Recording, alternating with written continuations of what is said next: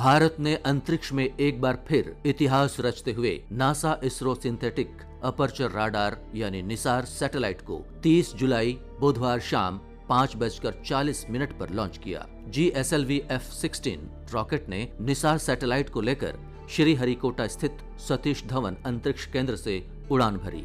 यह satellite NASA और इसरो का संयुक्त मिशन है। दोनों स्पेस एजेंसियों ने साथ मिलकर इसे विकसित किया है।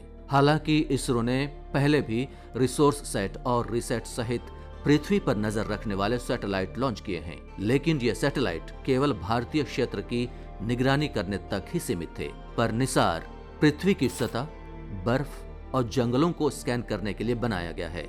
इसे पृथ्वी का MRI स्कैनर कहा जाता है, क्योंकि ये पृथ्वी की सतह की इतनी बारीक तस्वीरें ले सकता है कि ये सेंटीमीटर के स्तर तक बदलावों को पकड़ सके।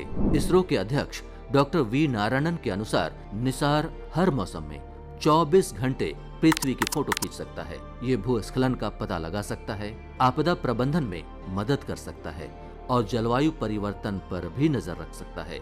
इस सैटेलाइट से भारत, अमेरिका समेत पूरी दुनिया को लाभ होगा। ये पृथ्वी के प्राकृतिक संसाधनों की निगरानी के लिए भी महत्वपूर्ण है।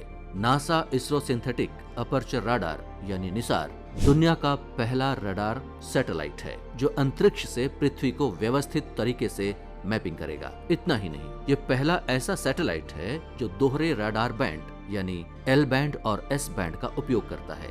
बैंड यानी रडार सिस्टम में रेडियो वेव की फ्रीक्वेंसी या तरंगदैर्घ्य यानी वेवलेंथ को दर्शाते हैं। हर बैंड अलग अलग फ्रीक्वेंसी और वेवलेंथ पर काम करता है, जिससे यह तय होता है कि कितनी दूर तक की चीजों को स्पष्ट देखा जा सकता है। आसान भाषा में कहा जाए तो दो बैंड यानी दोहरा रडार सिस्टम L बैंड जमीन के भीतर झांकने में सक्षम जंगलों और बर्फ के नीचे का डाटा दे सकता है।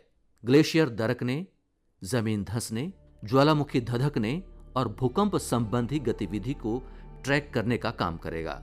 ये रडार नासा ने दिया है।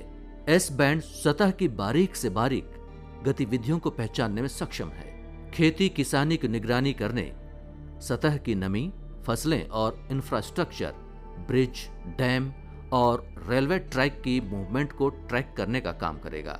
ये रडार इसरो ने खुद बनाया है।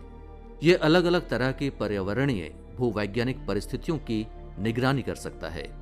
अंतरिक्ष में पहुंचने के बाद यह सैटेलाइट निम्न पृथ्वी कक्षा यानी लो अर्थ ऑर्बिट यानी LEO में चक्कर लगाएगा।